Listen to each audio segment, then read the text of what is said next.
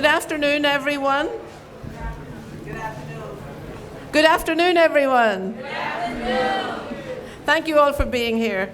My name is Liz Braden, District 9 City Councillor. I am the chair of the Boston City Council Committee on Redistricting. I am joined by my colleagues. Let me see, we've got a list here. Councillor Murphy, Councillor Baker, Councillor Mejia, and I understand some other folks are in transit. This meeting is being recorded and will be available to the public after the meeting is adjourned.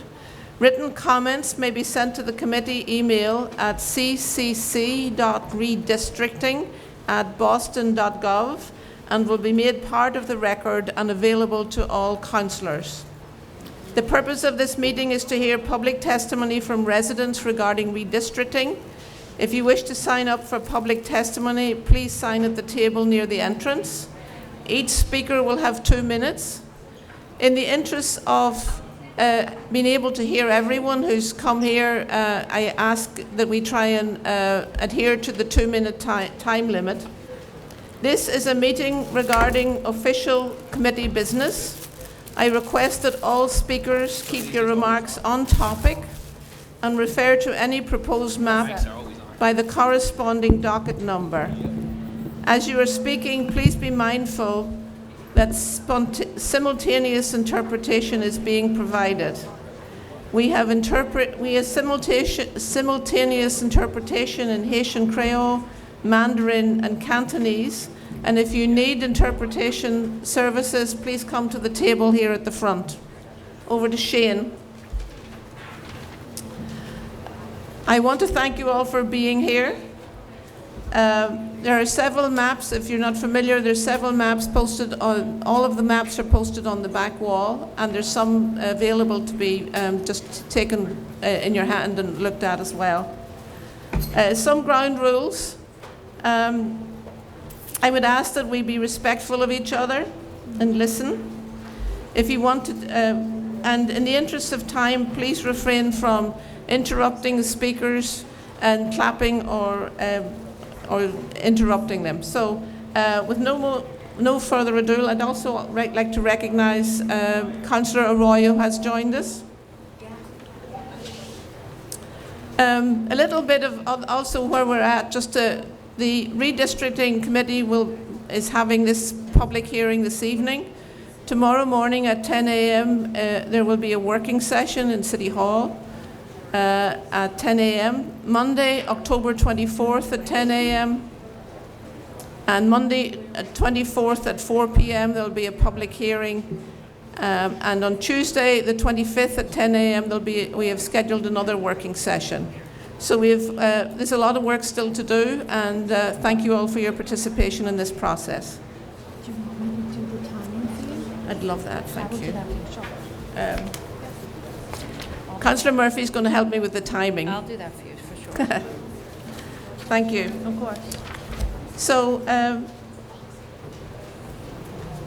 Maud Hart, is that Hart? I read that Hart. Maud Hart. So first up, I'm going to call out 3 names. The first up is Maud Hart, Heard. Sorry, I'm trying to. And from New England United for Justice, Vanessa Snow, and Michael Thomas. So we'll have Maud first, please. Is Maud here?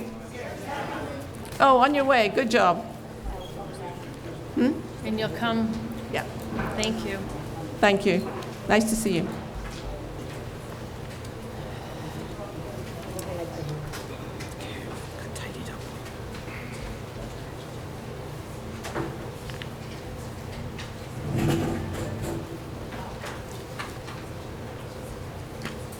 Is it Heard?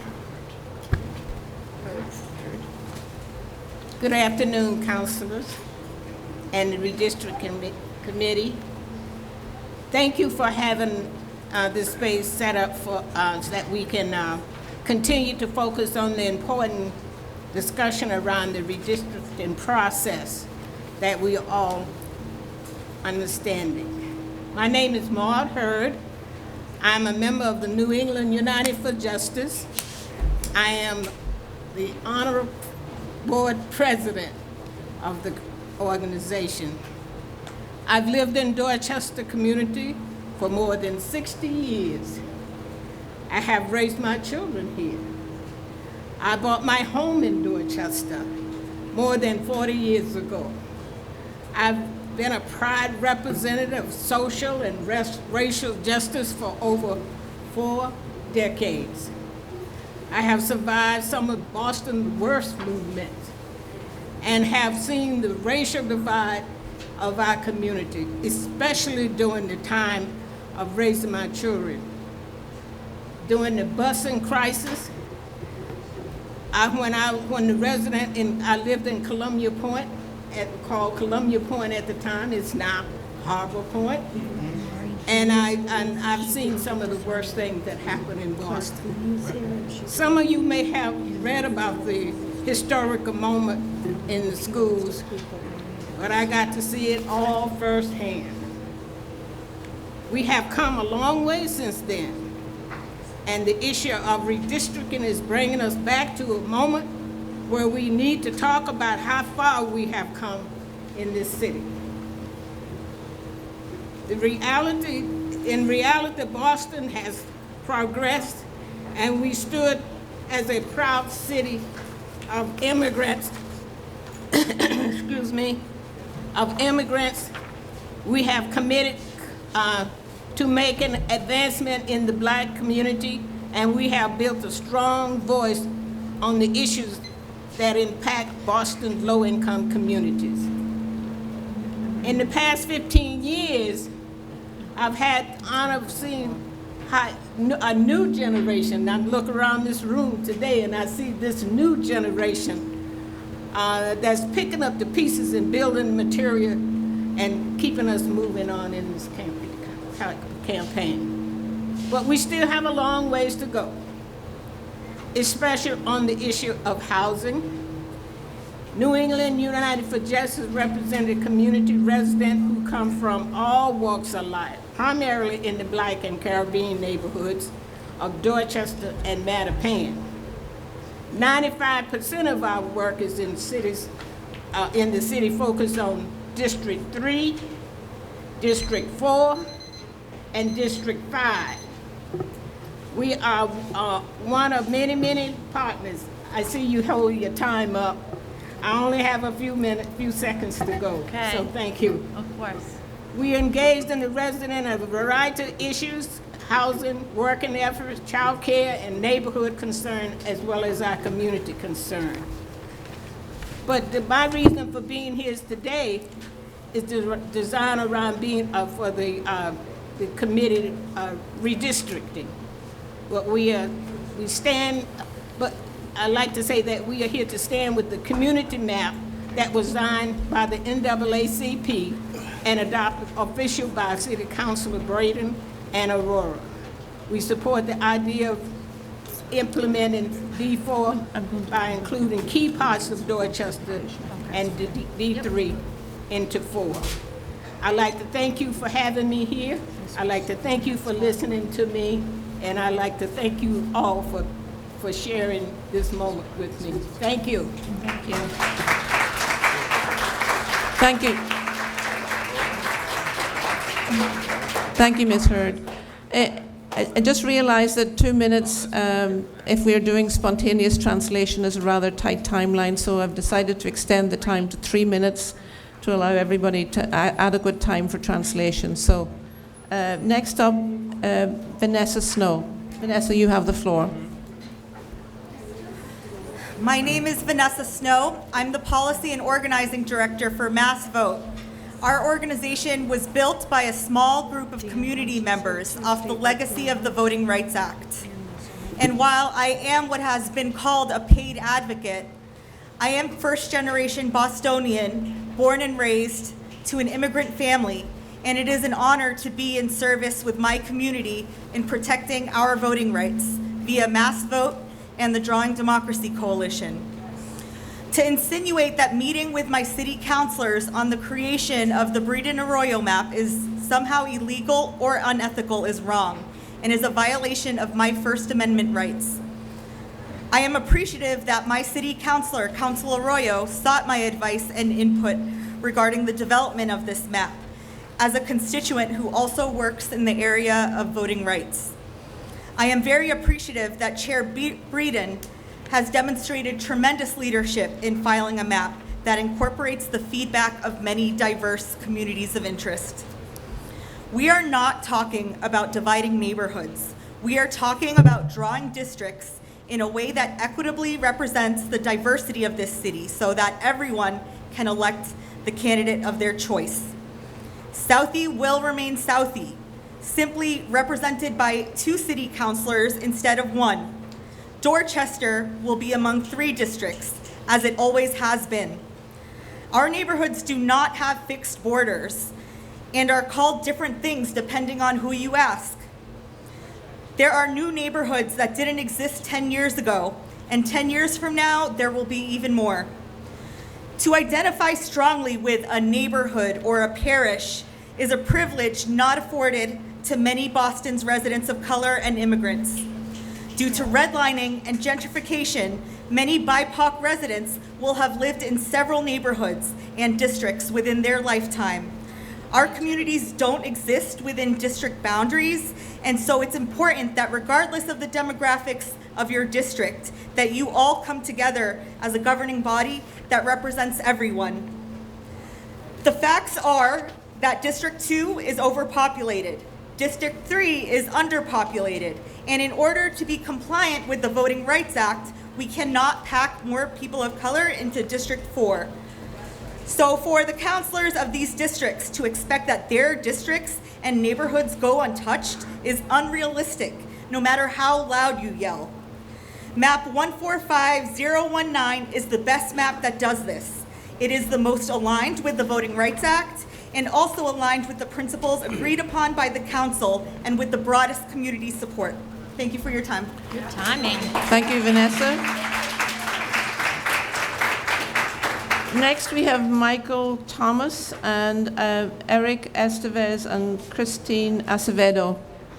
I'd also like to, while Michael's getting ready, to recognize Representative Russell Holmes, Senator Diane Wilkerson, Representative Dan Hunt, and Clerk Maureen Feeney. Thank you all for being here.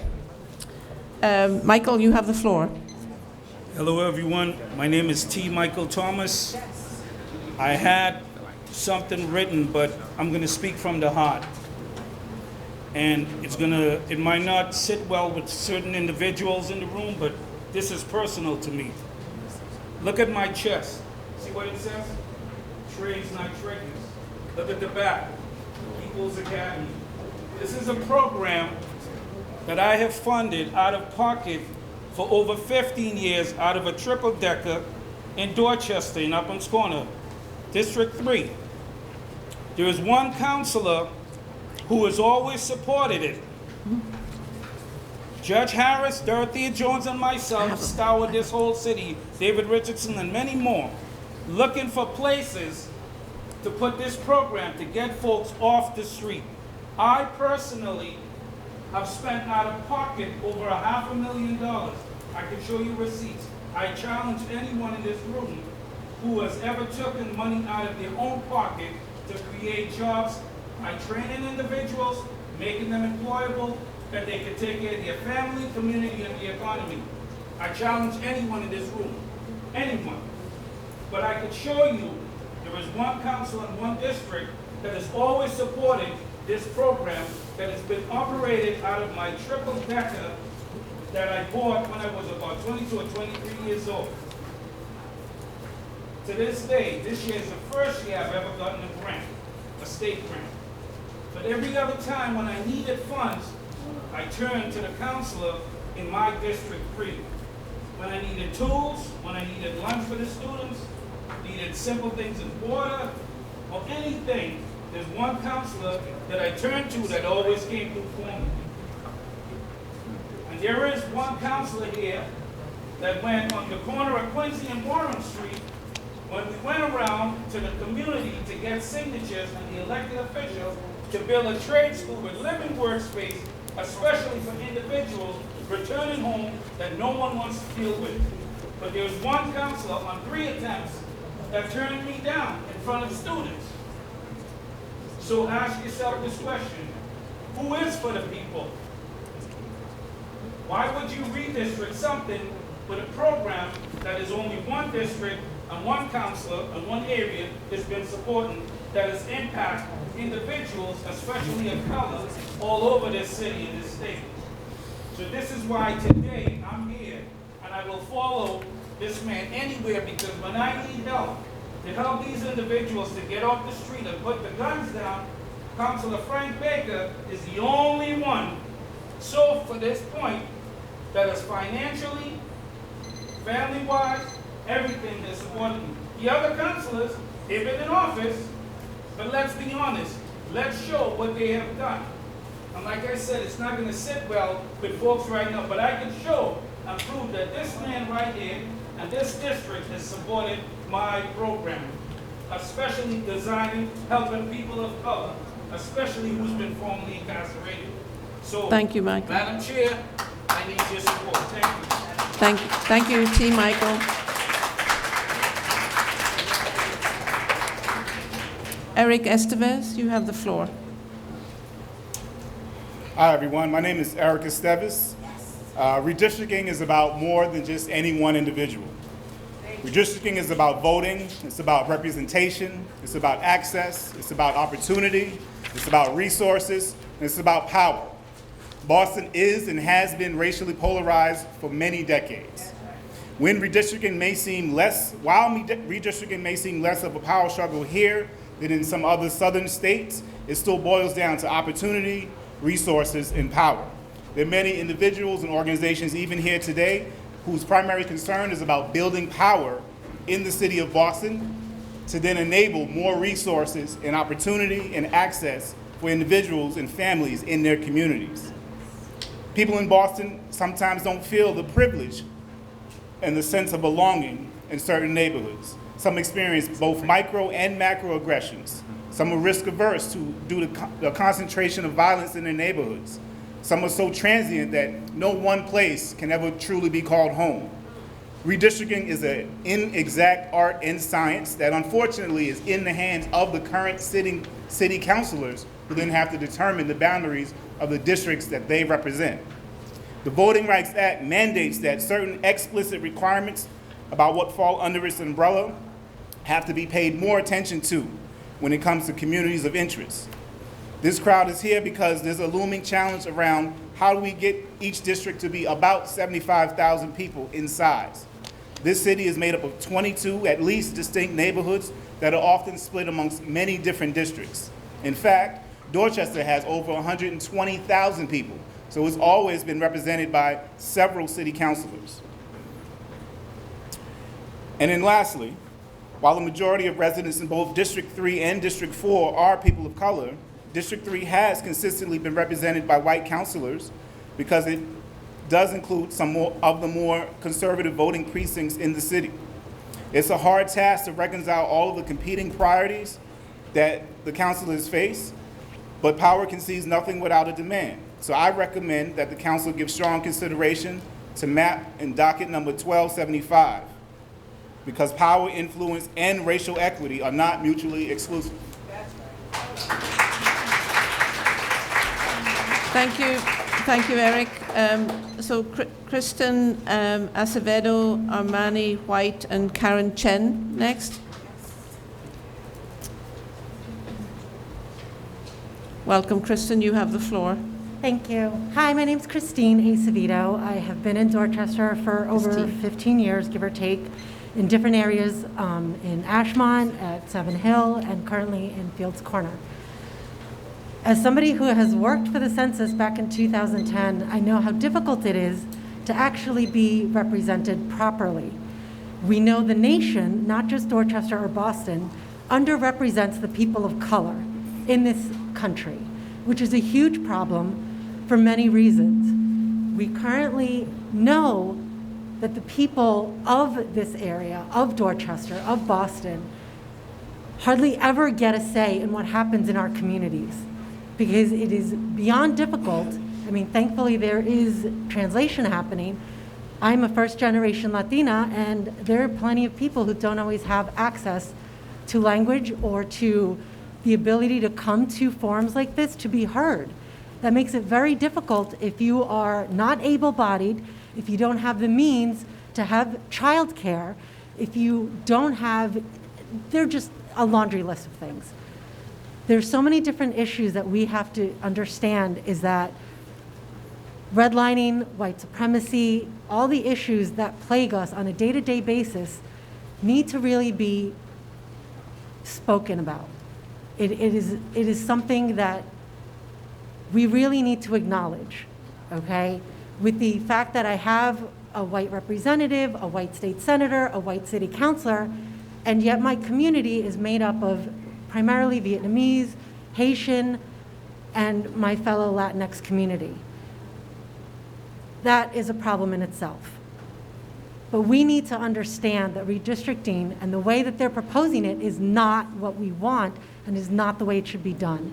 When I worked for the census, it was very difficult to even get people to answer, to even acknowledge how many people they had in their home. So we already know that we're underrepresented. We already know that the numbers are not accurate, period.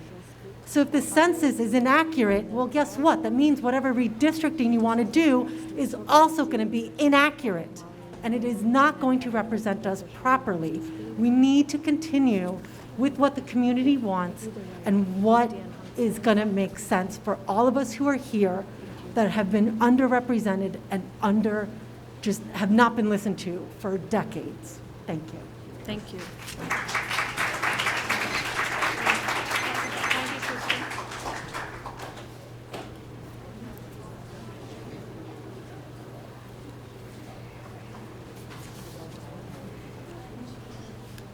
Hi. Hey everyone, my name is Armani White. Thank you for this time, counselors. So my name is Armani White again. I'm a community organizer from Roxbury, a third generation Bostonian. My family's been here trying to make the city a good place for all people for a good while.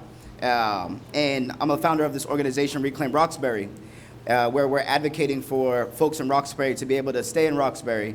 But that's not been an easy task. As we see across the city, communities of color are suffering from gentrification and displacement. When we're out knocking doors, letting people know to vote yes on question 1 and 4 this upcoming November, we're getting a lot of folks that just have moved, that don't live there. So it's really important as we're doing this redistricting process that we think about the fact that we don't want to pack black folks into one area. I believe that the docket 1275, the unity map, is the best map to achieve racial justice, to achieve equity for a long term, right? We're not looking 1 or 2 years ahead of us. We're looking more than that. So we see a coalition, a diverse coalition of folks that are supporting the unity map. I think it's really important to not see this as a white or black issue, but as a racial justice issue across a number of different ethnicities and communities, and about equity and equality. So just want to make it short and sweet, and I hope more people can come to understand that map 1275 is the map that should be supported. Thank you. Thank you.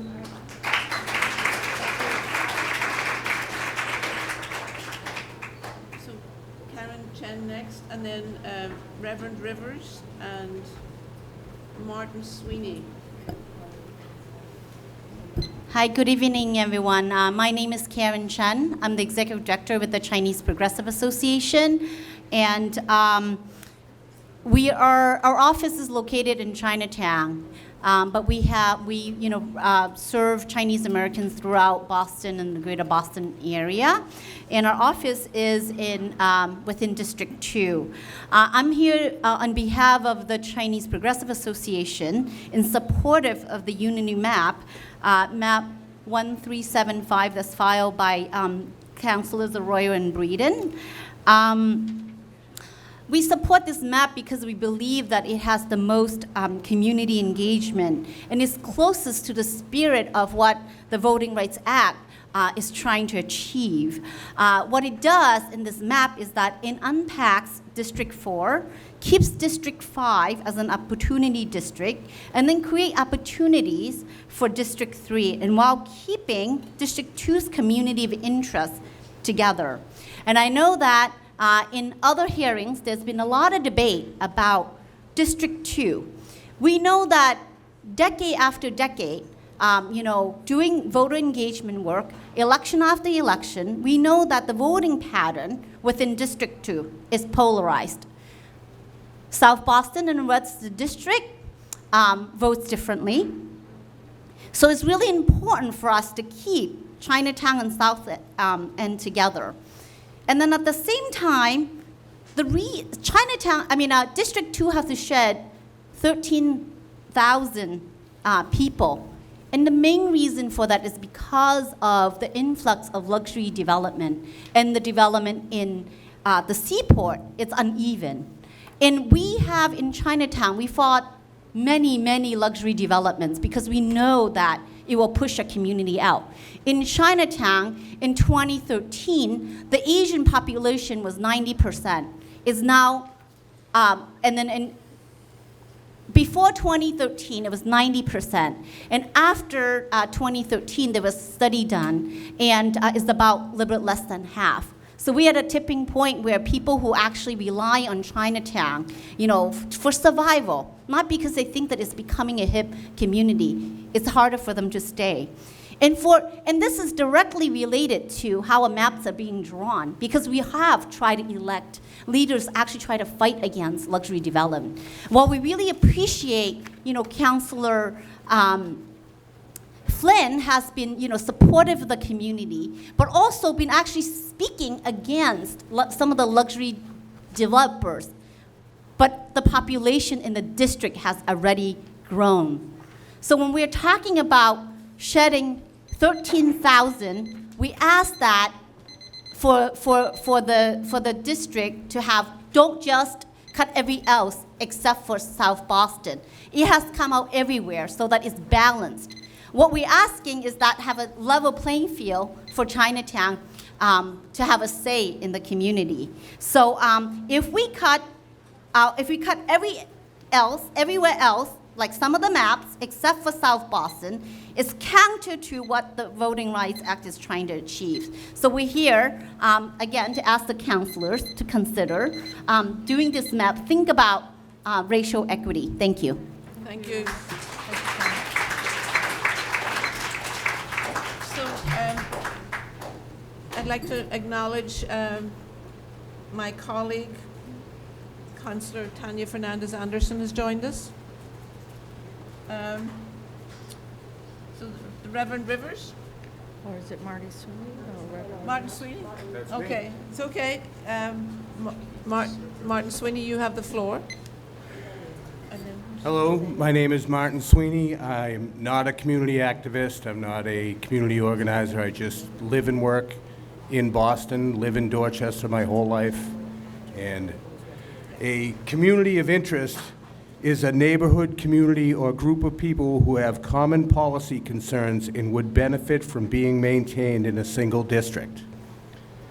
Arguing that because a certain neighborhood is a little more conservative, Democrat conservative, by the way, and that makes them wrong and they should be divided based on their parishes. Again, that seems a little dismissive of people's cultural and religion and their affiliations and connections. Changing District 3 and District 2 in South Boston would separate these communities of interest, of common interest. And there is no need. There are no underrepresented communities here in Boston. Look at the makeup of the council. Do we really need to go into the numbers of who's represented and who's underrepresented in the city of Boston right now? This is a multicultural city government that was voted on pretty overwhelmingly. I think we're fighting fights that we don't need to be fighting, and we're trying to separate people of common interest for no reason other than, I wish I knew the reasoning behind it, to be honest. But thank you for my time. Thank you for your time. thank you, Martin. apologies, Reverend Rivers. I took you I put you out of line there. So welcome. Good evening. You have the floor. My name is Reverend Rivers, and I would like to say to the chair, Vice Chair Worrell, and the members of the committee, my basic argument is black votes matter. As the chair of a coalition that includes the L.J. Baker House, the Violence Reduction Task Force, and the W.E.B. Du Bois Society, our organizations have collaborated for decades with local elected officials, educators, community leaders on public health, safety outcomes, as well as the issue of crime and violence in the underserved neighborhoods. Representation, in my judgment, matters.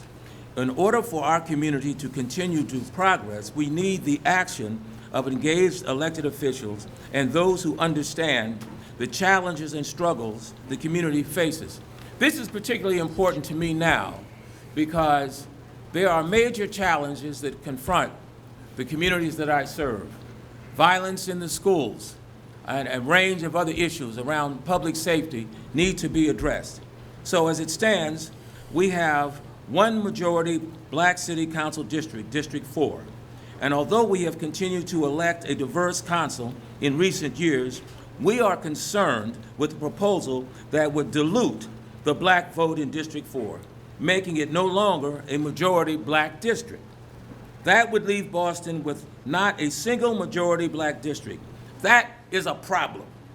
That would be a step in the wrong direction, taking us backwards in history. So I urge the committee to abandon the proposal to dilute the black vote in District 4 and maintain it as Boston's only majority black district so that we know our community will get the hearing and the representation that they deserve. There was an old saying years ago in the hood, right? Black to the future.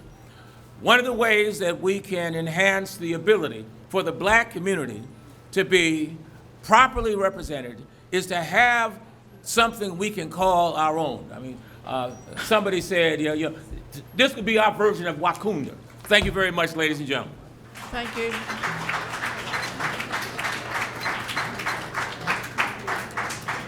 So I'm going to give everyone an opportunity to stand up and stretch for a few minutes, just a 1 minute break just to stretch and say hello to somebody near you that you don't know.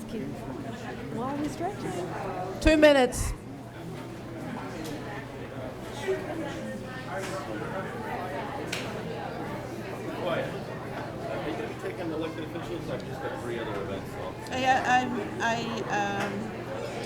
I will, if you're a busy man, I will take you next.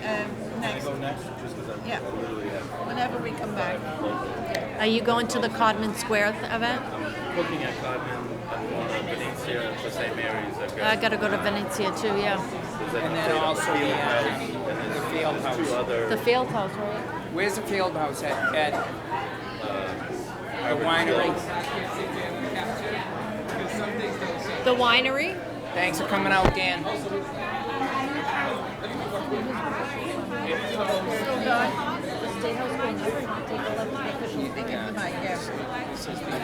local way. We just want to put defense here. We set a clock for this? The what? We set a clock.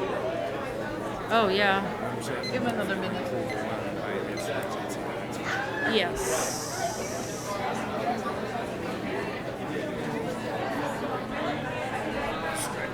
Stretch.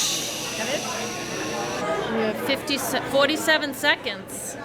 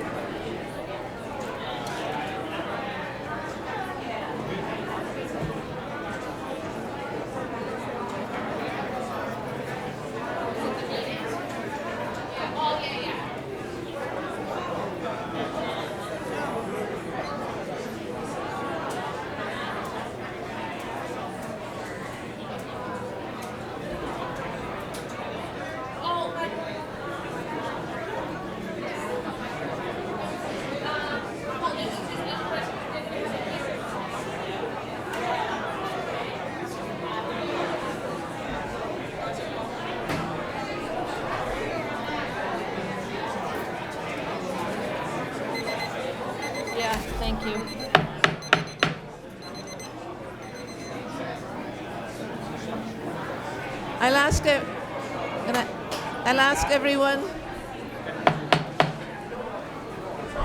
We're going to start again. Thank you. I think mine's louder. Or maybe I just talk into it louder. Okay, folks, I'd like to get everyone seated again. These chairs aren't as hard as the benches in City Hall, but I thought you needed a break. Yeah. Thank you, everyone. We'll get started again. That means they have to be broken down. So we have to be finished with the last speaker at quarter of. This is probably a good day. Yeah, 7:30, quarter of 8. Want me to take the timer back so we can thank you? Okay, folks. Is our next speaker Dan Hunt? Yes. Okay. I'd ask everyone to settle down again, take your seats.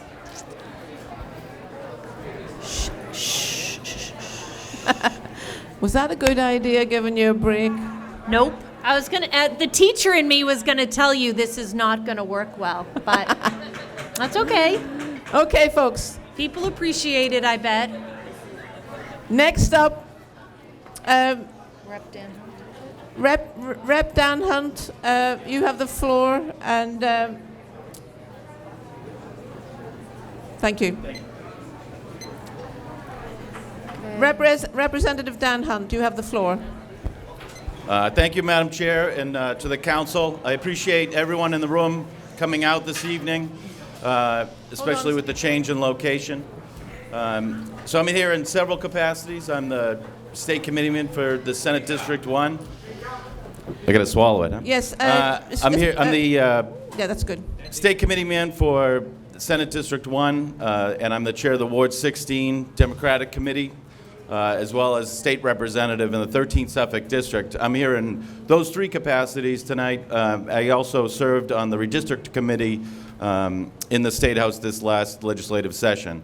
I appreciate the challenges before the committee and before all of you. And it is my hope, as some speakers have said, to ensure that Ward 16 be kept whole. I appreciate most of the maps that unite the Vietnamese community down this way, a strong community that has strong ties to Fields Corner. We recently renamed this area the Little Saigon Business District. I applaud the maps that unify Mattapan, and I'm here specifically to talk about Ward 16. The St. Anne St. Brendan's combined parish and the greater Neponset and Cedar Grove area goes from Ward 16-5 inclusive to 16-12. There are several maps that cut that in half or pull one or two precincts from that area. And as Marty Sweeney was saying, that 16-5 through 12 area is multiple generational family owners that have been there for and will continue in the next 10 years. I think it's challenging for the committee to look at certain areas that over the next 10 years will change dramatically. And I know that the goal is to increase the level of representation. And as Reverend Rivers said, that could be in question should the precincts 8, 9, 10, and 11, 12 be pulled into the 4th district. So again, my hope as ward chair would be that Ward 16 be kept whole and that you keep all of 16-5 through 12 as one cohesive group together. Doing anything else would be cracking and arbitrary. So thank you all for your time and appreciate you taking me out of order. Thank you. Thank you, Representative. So I'm looking at my list, Edward Roach and Patrick O'Brien and then Reggie Stewart.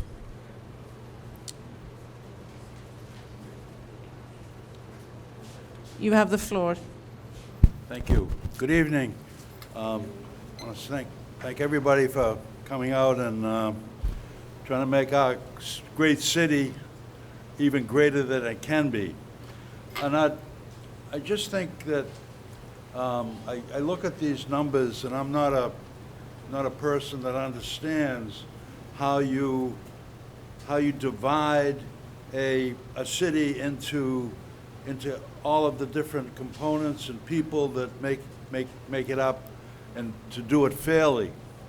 I don't pretend to understand how to do that, but I do look at you know, I don't believe that change for the sake of change is something that I personally, as a parent, as a husband, as a father and grandfather of a number of children who live here in the city, and I look at stability, and I think and civility, and it's something that I believe is lacking today, especially with the current leadership that we have at City Hall, exclusive of the City Council and others.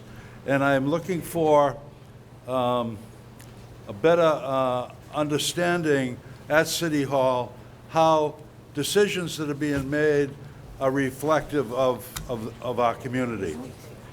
I look at the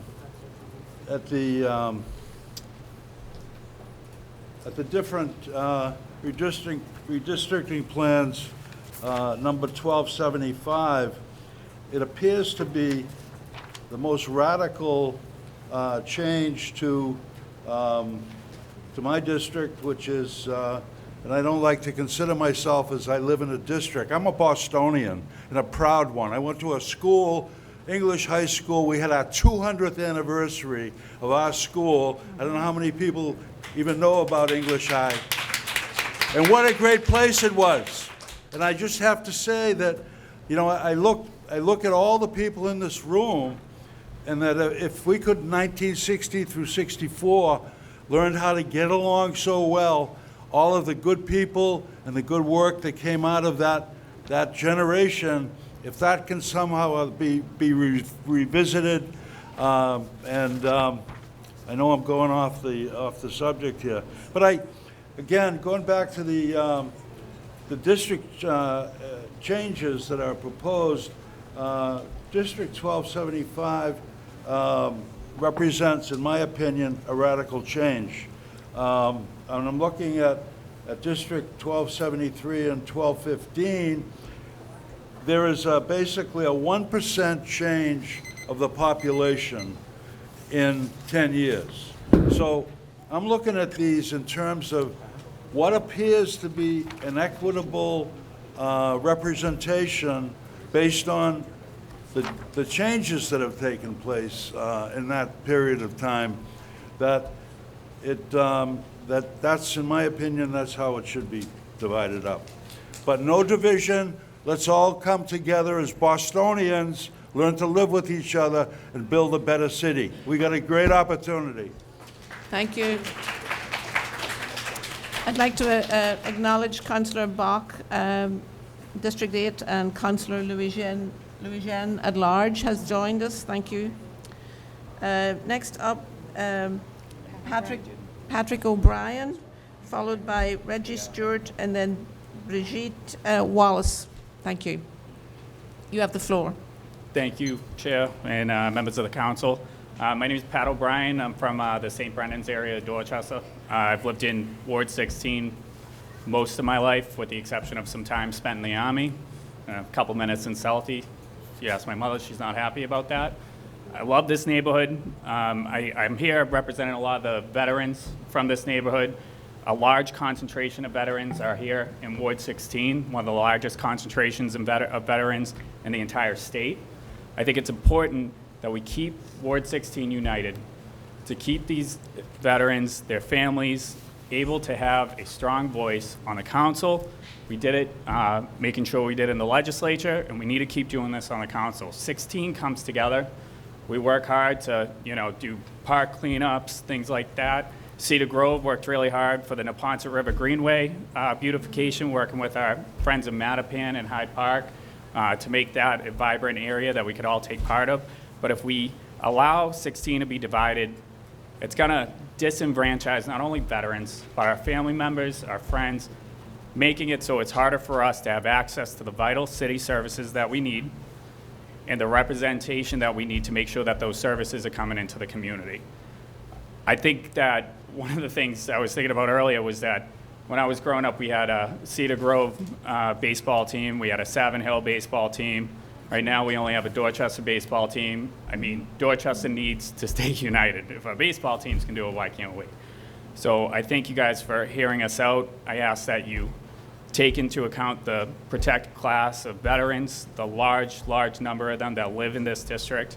And I appreciate everything you guys are doing. Thank you. Thank you. Thank you.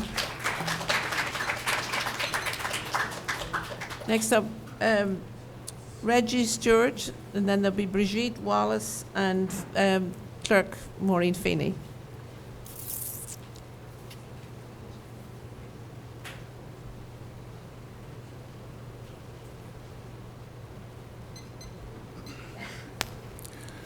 Good evening. My name is Reggie Stewart. I live in District 4, Codman Square. Just first off, I'm kind of a fan of the unity map. But what I think about when we talk about redistricting, I think about the term that we hear a lot, community of interest. And while the current interpretation of the law requires that race and ethnicity can't be the only factor, there are other factors that you can include. And I think the other factor that I would include when I look at myself as part of a community interest would be slavery. If you look at, if you go from 1865 until now, that's over 150 years. And I can't think of any other group that has been politically and economically undermined in that way and for that long. So I would argue that I'm a community of interest, and that deserves, protection. I agree, with the Reverend that spoke earlier.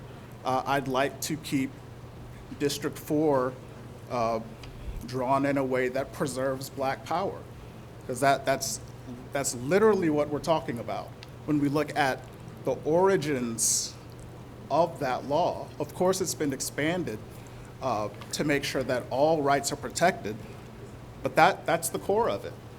And even though you have to work within the bounds of the law, that's my charge to you, to be mindful of the constant, targeted, centuries-long attack on Black political power, and you need to legislate in that way. Like I said, I'm a fan of the unity map. Brian, yours is okay too, but at the end of the day, Black people deserve to have protection, political protection, economic protection, and it's constantly under attack. And even though we're not in the Jim Crow South, we have a history of doing some Jim Crow type of things. So, that's all I gotta say. Protect Black people, protect Black power, protect the Black vote, and make it equitable for all. Thank you. Thank you.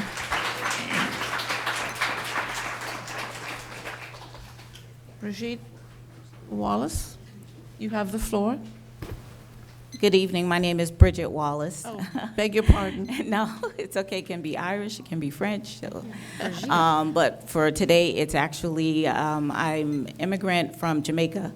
My family immigrated here in the late 60s, early 70s. We went to Castlegate Street, and I grew up in Castlegate.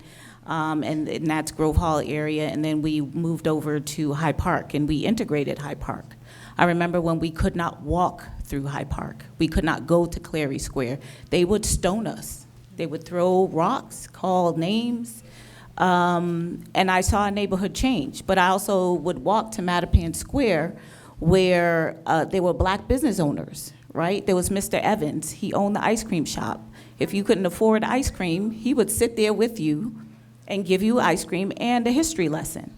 So I have and then I became a community advocate because of that experience, and I worked across Boston with young women who were adjudicated to DYS. So I worked in Old Colony, I worked in Charlestown, I worked in Fields Corner. So I've seen this neighborhood or this community or this city in transition. And I think it's important that we stress unity, but certainly also Black power, as the previous person just testified to, because it's important for us to have representation that reflects the people who live there, not just reflecting them, but their needs and their concerns, right, as people are voting their interests. I would like to quote our Congresswoman who states, people who are closest to the pain should be closest to the power, right? And that is important for us to remember as we are thinking through this process. What I heard last night at the other meeting was harmful. It was reminiscent of a time that triggered me growing up in Hyde Park, right, where people othered you and tried to diminish you and diminish your voice. We will not be threatened. We will not be silenced. We will not be shunned. We will not be cast aside. This is a time for change, right? And even though people want things to stay the same, if they stay the same, who suffers, right? And it's often people of color. So I stand in unity with the stand in alignment and in agreement with the unity map. Thank you.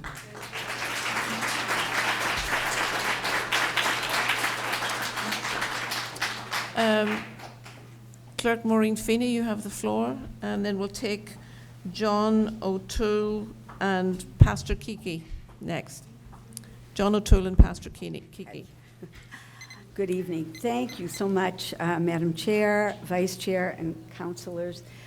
We really want to thank you for coming to Dorchester and letting our voice be heard. I'm 74 years old, and for 74 years, I've lived in Dorchester. For 14 years, I lived in Franklin Field Housing Project, so I was in Ward 14. I used to go to the G&G to listen to all the politicians. And then I moved to 16. So I was 18 when I moved into Ward 16. I am proud to say that both of my children, who are married, actually live. Well, one of them lives on the same street I live on, so that's pretty nice. But my grandchildren are here, my son, my daughter are here, and they're here because this community has always stood together. When the Vietnamese community came to us and said, you know, we would love to build a cultural center, I went to Tom Menino, and he said, no, we're not doing it. I said, Tom, just we found land. Will you? He gave them the land on Charles Street for $1. But the deal was, you have to have it built in 3 years. Well, in a year and a half, it was built. And guess what? It wasn't just the Vietnamese community. It was all the civic associations, all the businesses. We all supported this wonderful community. One of my dearest and happiest places to go is Meeting House Hill, because of the work that people like Doc Conway and the Boston Police, you know, where ShotSpotter was put in first. Why? Because the community wanted it. So I know that this is the most challenging. I did redistricting in 2002. A lot has happened since 2002. But the fact of the matter is, don't take power from one neighborhood to give it to another neighborhood. It should be shared. And I'll be honest with you, some of these maps, I fear for our good counselor from District 4, because I'm not sure that is really an opportunity for someone. I think that district, which has been so proudly represented by people of color, I'm not sure if some of these maps are accepted, that will be the case. He deserves better than that. He's worked hard to get here. The other thing I would say is, This is the work of our elected officials. And with no disrespect to anyone, these meetings are important. Public input is important. When I was challenged, guess what? You know who I went to? The first people I went to the NAACP, who actually supported the plan that the council had chosen. This should not be, how much can we hurt someone? It should be, how can we accomplish what needs to be accomplished with the least negative impact? Walk up and down Dorchester Ave, go to stores, you're going to see we are a solid community. It's not just on Dot Day when we all march down Dorchester Ave. This is a community of color. It has been a community of color for over 20 years, and we're so proud of that. We're so proud of who we are and the neighborhoods that make up this wonderful community. I ask you, councilors, to please consider, is it 17, yes. The number? 1273. 1273, okay, I'm going senile. But thank you for your time, thank you. I'm so proud that so many of us are here tonight. Thank you. Thank you. Next up, John O'Toole and Pastor Kiki. He's on board. You have the floor. Good evening. Thank you, Madam Chair and City Councilors. My name is John O'Toole. I'm a lifelong resident of Dorchester, and my children have made their home here too, and they are fourth-generation Dorchester residents. I was president of the Cedar Grove Civic Association for nearly 15 years between the times of 1993 and 2007, and I remain active in my community today. I got involved in my community nearly 30 years ago to help make it a better place to live. We have seen so many positive changes in our Dorchester neighborhood in that time, much of it due to the collaborative work of our very active civic associations, the Ward 16 Committee, and their dedicated elected officials. I must say I was a bit surprised to see the new redistricting plan. I see no compelling reason to divide our communities from their elected representation, and I think it's safe to say that District 3 is arguably truly the most diverse district in the city.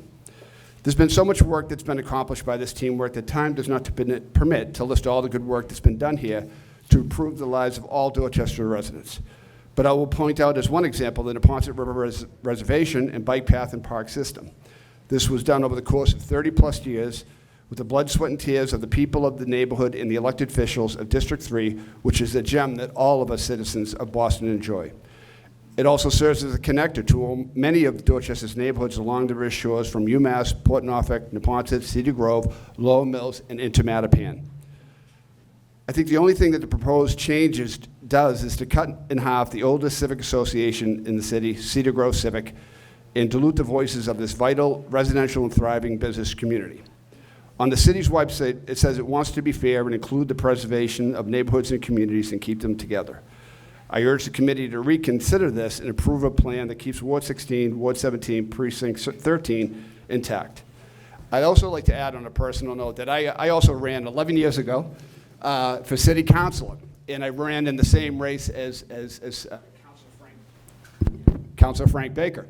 And it was a very spirited race. There were some 6 or 7 candidates, and we all ran from a passion and a love for our neighborhoods and to continue to make this a better place to live. And Frank's done a great job with that, and I work closely with him, and I commend him for his work. But the thing I wanted to add is one thing that I discovered, and one of the best things of politicking and campaigning is door knocking. And I door knocked District 3 all over the city, all over the district rather.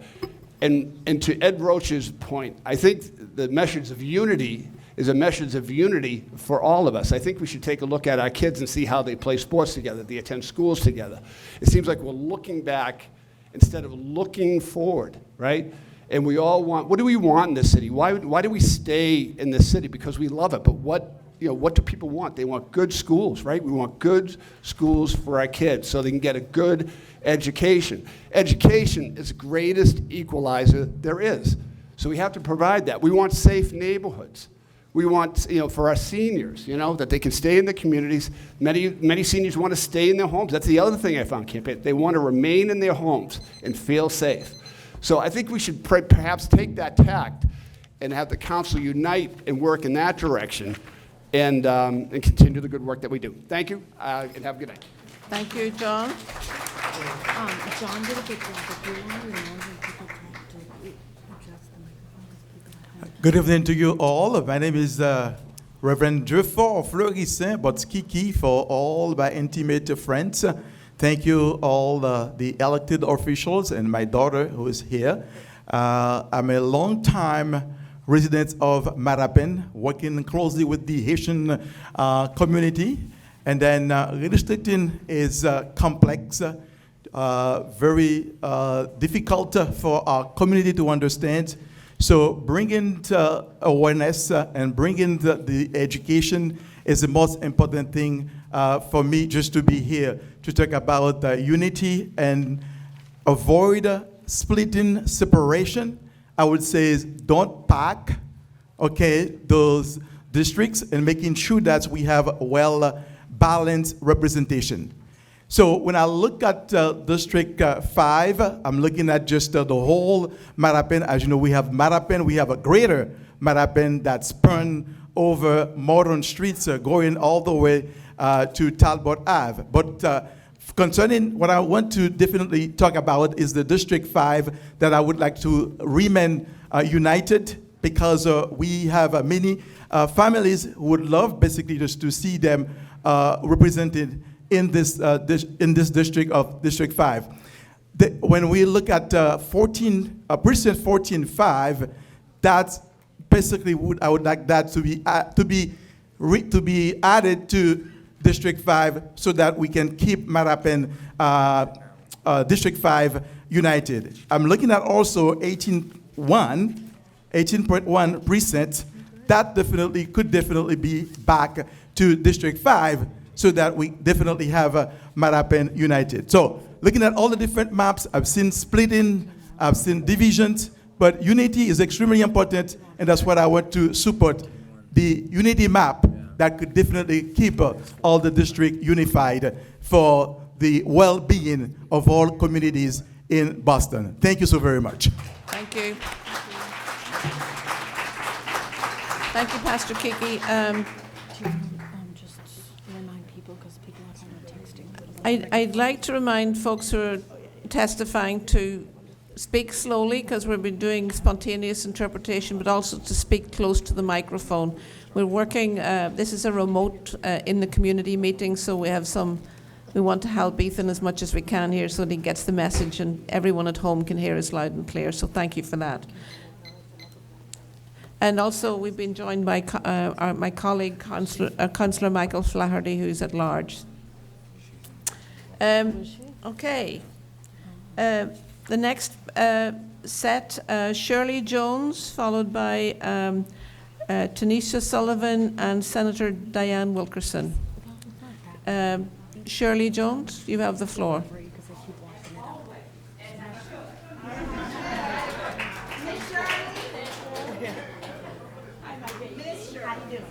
Miss Shirley. Listen. Hi, everyone. I probably won't need this mic because I have such a big mouth, right? That's good. So I'm Shirley Jones, mostly known as Miss Shirley. I am a proud resident of Dorchester. Before coming to Dorchester, I'm from the South. You could probably tell, right? But I am 3-4 generations of slaves. My grandfather was a sharecropper. My mom was a sharecropper who could not read and write. This is real talk. Here I am, her daughter, in Dorchester, living in Meeting House Hill. Yes, I'm a proud dot girl through and through. I have Frank Baker as my councilman. I don't care what anyone has to say about each other. I'm dealing with unity and representation only. I have nothing bad to say about my councilman. He is my current councilman. According to the maps, I couldn't tell you. I'm really not going to stand up here and pretend like I know what's going on with the maps. I really don't. I'm still working on that. And I'm proud to have Councilman Baker as my councilman. I love each and every one of you as you sit here. I have a special relationship with every one of you individually, and I love it. And I want it to stay that way. I, being a descendant of slaves, I can literally say I'm proud to be in Dorchester, and I've made history in my family lineage. I've made history in my family lineage. Where I live in Meeting House Hill is on a corner lot, where as a child, I could not go. Where as a child growing up in the city of Boston, stoned, beaten, your parents feared for your life. You couldn't say that you had crossed the line. So when we sit here tonight and we talk about lines not wanting to come together, lines, let's stay apart, I heard someone talk about unity, and let's fix it. Let's fix it so we can all benefit, so we can all thrive in this beautiful, wonderful city. I had the great honor and privilege of being in the company of my mayor, Michelle Wu, who I hosted at my house, and whomever don't like it, guess what? I love you all too. I love you all too.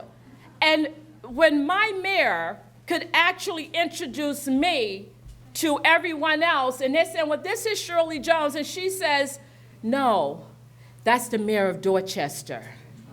That says a lot because I put in a lot of work where I live. I love where I live. I love the city. I love the people. We are so diverse. We are so rich with love. Let's keep it that way. Okay, my time is up. I'm telling you, Aaron is like me. We're all over the place, me and City Council at large. But I do want to say this. I'm going to take one of y'all minutes, right? Zip code 02121. I'm going to keep talking about it. I'm going to keep complaining about it because in zip code 021, if you live there and if you're a property owner, you're being played. If you don't know, now you know. Now you know. Look it up. 02121 zip code. You are not getting your just due when it comes to home ownership. You're not getting the rental income that you so rightfully deserve, that your counterparts in West Roxbury is getting, that your counterparts in 02125 is receiving. That's all I'm going to say. Aaron has told me to be quiet, and I'm sitting down. Thank you. Thank you, Ms. A call on President Tanisha Sullivan. Good evening, everyone. I'm Tanisha Sullivan, resident of Hyde Park, president of the NAACP here in Boston. The NAACP is the oldest civil rights organization in the country, and the Boston branch is the oldest volunteer-led community organization focused on the elimination of racial discrimination. We are fully rooted in and committed to the advancement of the American democracy for all people through active community engagement in the political process. The NAACP stands firm in our fight to protect voting rights with fidelity to the Voting Rights Act of 1965. To that end, we fully support the unity map identified as number 1245. This map complies with the Voting Rights Act of 1965 and the 14th Amendment. It meets the need to reduce population in District 2 by up to 13,000 people. This map protects racial and language minorities as defined by the Voting Rights Act. And to be clear, that's not about electing a person of a particular race, but to allow residents to elect representatives of their choice. This map embraces opportunity districts, and it has a view toward preserving historic boundaries: the West End, Holy Name Rotary, Fields Corner, Lower Mills, the waterfront, and yes, it unites public housing in South Boston that is currently split between District 2 and District 3. This map moves us closer to breaking down barriers and building one Boston. In closing, and for the record, the NAACP Boston branch has been on the front lines in the fight toward a more inclusive Boston for generations. More than words, our work is documented in landmark litigation and policy. The NAACP members have confronted some of the most challenging issues in Boston, always with an eye toward justice. And as a result of our work, we've been able to desegregate our public schools, desegregate Boston police, Boston Fire, Boston Housing, and we've also helped to increase health equity across the city of Boston. This is documented. And what is also documented, unfortunately, is that we've had to engage in this work against hostility all too often across the city of Boston, with those who sought to preserve what was rather than helping to move us forward. Nevertheless, we've persevered, holding on to our faith and putting our hope into action by working with communities and across communities, helping people of all backgrounds understand that we are stronger together. And as a result, we've been able to overcome many of our challenges and really help to move Boston forward. And for our part, we will continue to hold on to that legacy of justice, freedom, and opportunity for all people. We believe that the Unity Map, number 1245, helps to move us in that direction. And we look forward to continuing to work with our city council and members to ensure that this map, when it is voted upon, is the strongest, most representative, and inclusive map it can be. Thank you.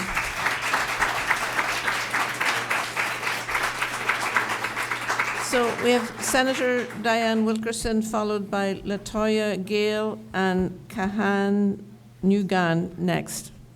Thank you. Thank you, Madam Chair. I don't have my glasses, so I'm going to read. I won't look at you. Please don't take this as an offense. For the record, my name is Diane Wilkerson. I am a proud resident of Roxbury, Ward 8, Precinct 5. I've testified before this committee before, and to be clear, I support the Unity Map 1275, filed by Chair Breeden and former Chair Arroyo. And many others have spoken and will speak about some of the details of the map. I want to address 3 other issues very quickly that I think really deal with process and context. One, on Monday, I watched the committee's working session like many others, and I heard watched two members of the council rail on about rumors that various members of the community had spoken to each other and advocates as if there was something wrong with that we violated in fact, there was even a comment, a suggestion that there may need to be an investigation because we may have violated open meeting law because we talked to our counselors, never met as a group. The community, make no mistake, worked around the clock on coming up with a map that we could all support. The open meeting law is something that we have been very, very concerned and focused on. As you saw, how careful we were with the meeting that we conducted at Lena Park, where we only allowed 2 counselors in the room at a time. Some of those same counselors called the meeting, which I attended last night. There were 7 counselors present, sitting at the table at the same time, discussing a redistricting map and debating. In my opinion, that was a violation of open meeting law. Just my opinion. The second point is this constant obsession with the fact that advocates or organizational leaders from neighborhoods across this community work together, as we've done every redistricting cycle for at least 4 decades. One council referred last night to it as a paid advocate-driven map, with disdain, as if that was a curse word to be an advocate. The reality is that I happen not to be I'm not a paid advocate, but I wear the title advocate proudly. The other reality is that our city councilors, by definition, represent textbook definition of an advocate, and you get paid. Your job is to be a paid advocate for all of us. You just get paid a whole lot more than we do for what we do. So please think about that. Last thing is this. I think it's important and incumbent upon the councilors, as you are working and meeting with your constituents about what the principles and context of redistricting are, for you to be honest, open, and clear with them. Because if people come to this mic and say things like, I like Councilor so-and-so, or Councilor so-and-so doesn't deserve this map, then they miss the whole point of redistricting. It has nothing to do with the councilors. It has nothing to do with how much we like you or dislike you. And the height of the, height of the insult is to suggest that if we propose a map, pass a map in the unity map, which has District 4 at 49% black people, that somehow, I think what the word was, I fear for Councilor Worrell. You fear for him at 49%? That's an insult to every black person, brown person, white person that lives in that district. Thank you, Councilor. We have 34% black people in Roxbury. We're going to stay focused on unity, and we hope and want you to join us because that's our focus. Thank you. Thank you. Thank you.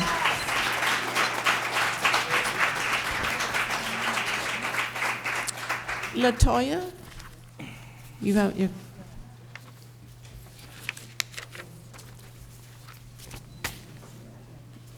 You have the floor. Okay. Good evening, Dorchester. I live in Dorchester. I live in, was it Ward 16? Am I saying this right? Yeah. Ward 16-3, which half of these maps, I'm in District 4 now, and half of these maps I'll end up in District 3, right? Neither of that is concerned to me. I do not have a problem with Frank Baker or anybody else up here. I used to live in D3 and you were my counselor then. I think it's important in this process for us to remember that this is not a zero-sum game. And I've seen meetings and I've heard about other meetings where things have become racially charged. And I don't want this process to be that, because it doesn't have to be that. Because I think whether I stay in District 4 or I end up in District 3, that we all want the same things. I want my neighborhood to be safe. I want my children to have access to quality education, right? I want my neighborhood to be clean.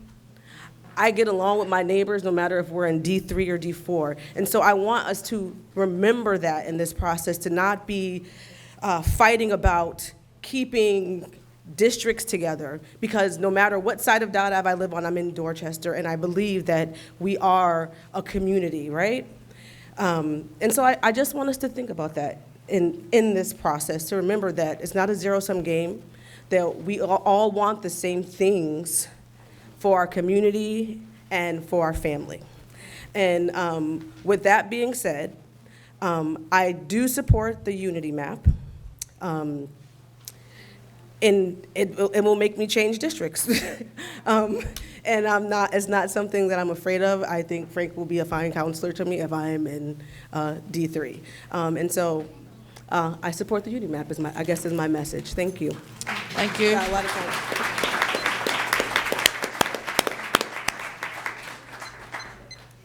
Kahan Nugan. And then we'll take Steve Bickerton and Kate Crockford.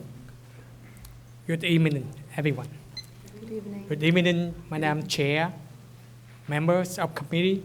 My name is Kang Nguyen, and I'm from the Vietnamese community. I escaped Vietnam 1981. Communists escaped by boat, yet to Thailand, and yet to this country, 1984, I lived in Boston, went to high school, Brighton High School in Boston, went to college. And I would like to thank you, the people of Boston, give me a new home, new life. Up until today, everybody happy to live in Dorchester. I'm here today to speak in the favor of united Vietnamese community in District 3, win the wars 16-1 and 16.3 back to original place. In District 3, not only united, the Vietnamese community also completed Dorchester Avenue into one council district. And again, I love city of Boston. I had 3 generations, went to college in Boston. My dad went to Northeastern, myself went to Northeastern, and my son went to Northeastern. So I love the city of Boston, especially Dorchester. Thank you and good night. Thank you. Thank you. Steve Bickerton.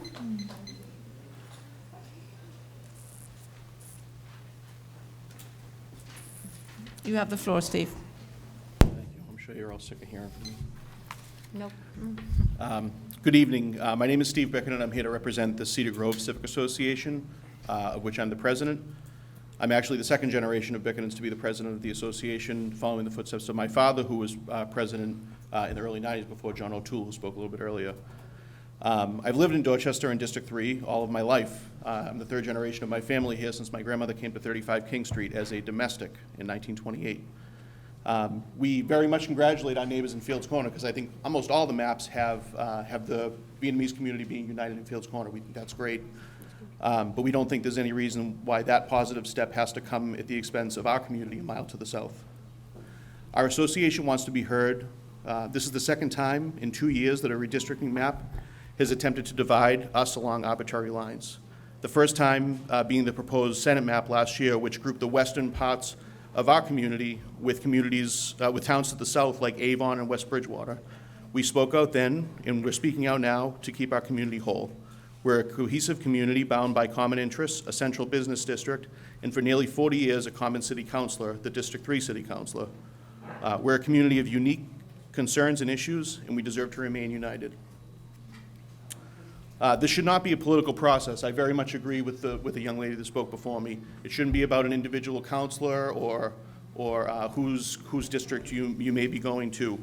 I couldn't agree with that more. But it seems as though our community is in the political crosshairs of some and is caught in the middle of political disagreements, and that's unacceptable to us. Things are being done to us without us, and we do matter. We want to be heard, and we want to remain as a united community around our neighborhood organizations, our faith communities, our business district, and the District 3 City Councilor, whoever that may be in the future. We insist that our community is a community of interest and deserves to be preserved in accordance with the principles of redistricting. Despite what some may say, we are a community of interest. We have a 4% veteran population, nearly double the state's 2% veterans population. And as you know, U.S. military veterans are a protected class under the Civil Rights Act. And the proposed arbitrary division along unnatural lines weakens their voice at the ballot box. We insist that one of the cores of our district, whether you call it Adams Village, Cedar Grove, or St. Brendan's, be preserved, as is this committee's stated mission. We'd also like to note that St. Brendan's is not a religious designation. It's just tradition for a lot of people that grew up here that you identify yourself by your parish that you're from. We're in St. Ambrose right now. I drove through St. Mark's to get here. Dividing District 3 and 4 through Adams Village would be like dividing Roxbury through the middle of Nubian Square, which former Senator Wilkerson pointed out that there's I believe, a House seat that cuts that in half. That's wrong. It shouldn't exist. It also shouldn't exist in District 3 and 4. I lost my place. In closing, we insist and we ask for the support of Councilor Baker's map when we would like Ward 17, Precinct 13, Ward 16, Precincts 8, 9, 10, 11, and 12 to remain in District 3, and that any proposed map that divides our community please be voted down. Thank you. Thank you, Steve.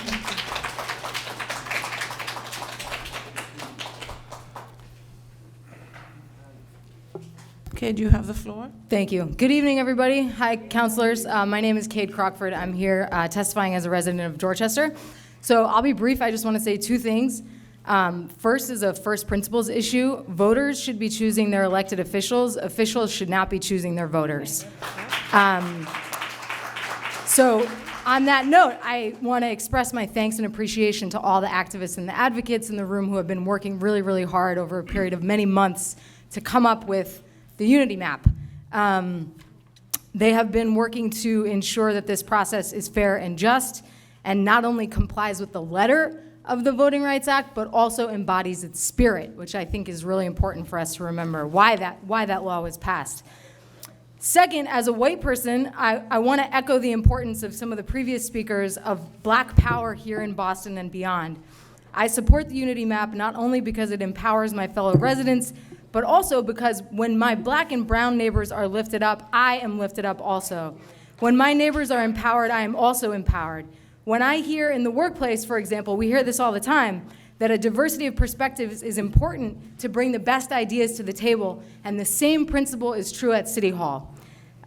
So I'm hopeful that we can all recognize that when our government represents all of us, we all benefit from that. We benefit from better laws, better investments, and better policies for current and future Bostonians. So I would please respectfully ask you to support the unity map. Thank you. Thank you. I'd like to recognize Christopher Worrell, who's a candidate for state rep. Thank you for being here.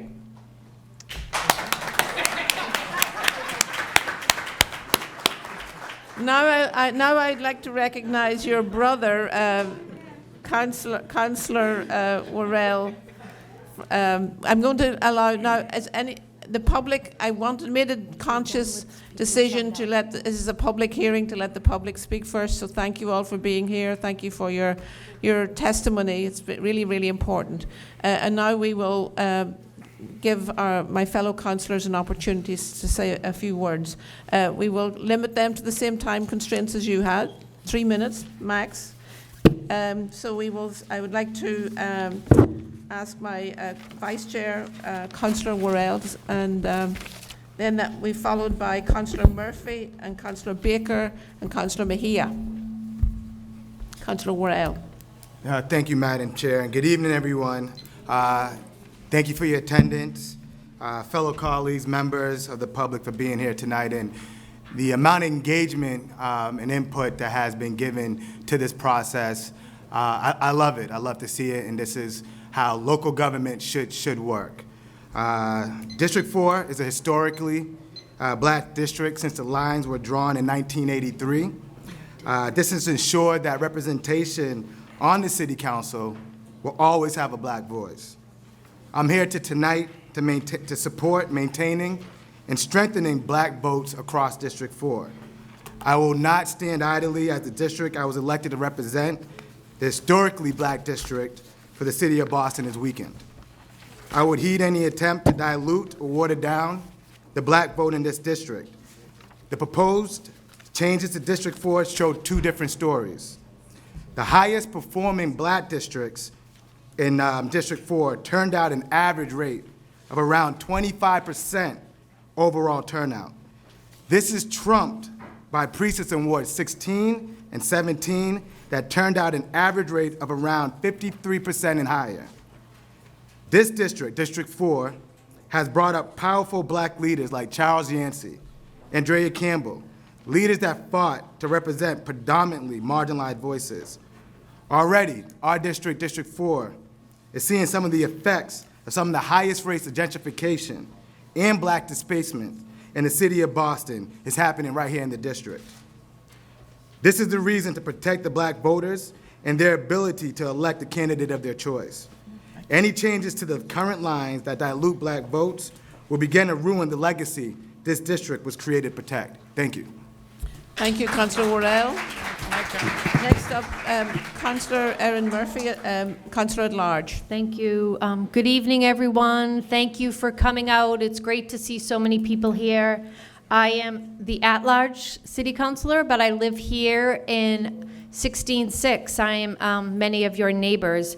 And I do just want to shout out my neighbor in 16-3, Latoya. Are you still out there? I really loved what you said. As an at-large counselor, I also found out quickly, door knocking in East Boston and visiting Hyde Park and neighborhoods all across the city, that it all boils down to the same thing. We all want the same thing. If we're parents, we want a better city for our children. We want a safe city. We want neighborhoods that are clean. I was at Clifford Park earlier. They want a clean park, just like Millennial Park is clean in West Roxbury. We want good schools, and we want people who represent us. They don't have to look like us, but they do have to work for us. So I'm here to listen. As an at-large city councilor, people often tell me, well, it doesn't really matter to you because you run at large. But I am here to hear from the neighborhoods and the communities and really understand what communities do want to stay together. We can't please everyone. We realize that. Every 10 years we go through this process. There are always precincts, there are always neighborhoods that get shifted to the left or the right. But I am here to really listen to this neighborhood and hear that Cedar Grove, Lower Mills, that neighborhood that I live in 16-6. I grew up, I'll say I grew up in St. Anne's. I now live in St. Mark's. It's what we just say as a reference so people can put you on the map and understand what neighborhood you live in. But I also consider myself living when I'm in Fields Corner, Little Saigon, where we get dinner at Pho a couple times a night. I feel like that's part of my community and neighborhood also. So thank you for all of you who spoke. Thank you for continuing to advocate for your neighborhoods. We as a council have to do the job of getting to work and working together to one map is going to get 7 votes or more. That's going to be the map that passes. So don't think that tonight is the last time that you can voice your opinion. I think some of the handouts have our emails. Please reach out to any of us on the council. There is a redistricting site also, and I know Shane.Pack. If you email him, he is the head of the redistricting on central staff, so thank you. And I do just want to shout out central staff. You've been coming to so many of these off-site meetings, and we really appreciate you, because I know you were at City Hall early this morning, and you came out here to our neighborhood, so I hope you felt welcome here in my neighborhood also, but thank you for all you do. Thank you. And I didn't even time myself, but I think I did a good job. I think you did a good job. Thank you, Councillor Murphy. Councillor Baker, you have the floor. Thank you, Madam Chair. Every 10 years, we're obligated to go through this strenuous redistricting process, and I'm no stranger to doing so. This is my second time on this body going through it, and I'm committed to the guidelines set forth by the Voting Rights Act. The map I am proposing keeps the current city council districts compact, contiguous, and preserves neighborhood and keeps communities of interest intact, including parish boundaries, which are neighborhoods, and neighborhoods are a factor. This proposed map continues to strengthen District 3's already opportunity district, and I would argue that it's a legacy district. It keeps 8-1 and 9-1 together, which we consistently heard from the Chinese progressives in District 2, which has historically been together in connection between South End and the Chinese community. This is also something that the Chinese Progressive Association and Mass Voters Table repeatedly mention. District 3 becomes 37% white, making it 63% non-white. I would argue that's definitely a coalition district. You are unable to get elected in District 3 unless you have the ability to go across different neighborhoods, work with different neighborhoods, different people in different situations. Under the map I filed, we unite Fields Corner and the Little Saigon Cultural District, and it brings Ward 16 entirely under District 3. In addition, Bay Village moves into District 8, shifting from District 2. But I want to make a different point here today, Madam Chair. I think we have to look at the process that happened. I think that and this comes from Adam Cedarbaum, there's no actual date that we need to vote next week on this. I think we should, if we're going to potentially go into District 4 and dilute that voice there, I think we should at least do the voter analysis on it, which is the way you get the Because the only place that we would be in conflict with the Voting Rights Act is if someone said or had the opinion that District 4 was packed with too many black people. I think if we're going to make that assumption, we should have the voter analysis done. And like I said earlier, from Adam Cedarbaum, we do not need to take a vote here next week. We could extend this process out. We could first tell people what redistricting is, what the process is all about. We could tell people that the main problem here in this redistricting problem is one with population, very basic.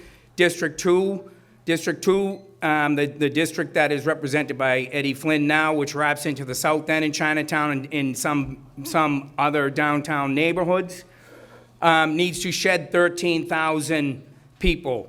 And District 3, which happens to be represented by me, needs to gain 6,500 people. And if you remember, Madam Chair, the first exercise we did in a working session when we were actually in the Piedmont room, we had maps in front of us and actually talking, was that first exercise of taking the split precincts. We went through split precincts last year. The city election commission voted on split precincts. That's another whole separate issue.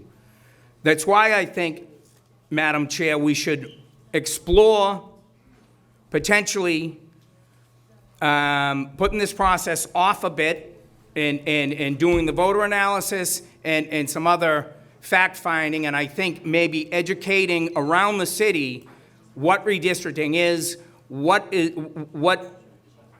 our charges and what we need to be doing in this. Again, I was here 10 years ago, and the process literally started a year and a half ago. It would have been a year and a half ago. We didn't start this process until, I think, in the middle of the summer. Didn't give us enough time. We did not go out to community. I would argue that a real community process has not happened in this exercise. Thank you, Madam Chair, for your time. Thank you, Councillor Baker. Councillor Mejia, you have the floor.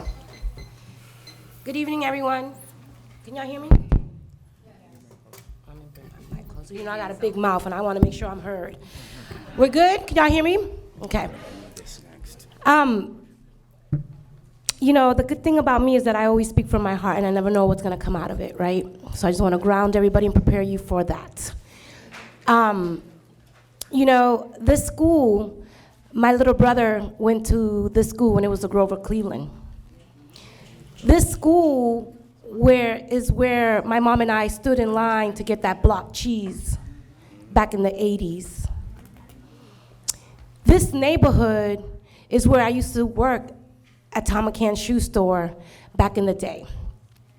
And this is also the neighborhood where when my mom and I moved around this way, we're told to go back to where we came from. And the only reason why I'm bringing this into this conversation is because for many of us, we're still carrying that trauma. In this particular situation that we're going through right now, in terms of not wanting to leave the wards that we happen to be in because we're diluting it, feels very similar to that time. And I think we have an opportunity here to recognize that we're talking about redistricting. We're not talking about you packing up your bags and moving to another neighborhood. You got your homes, you got your communities, and you still got your churches, and you still got your power, because no one could take those things away from you.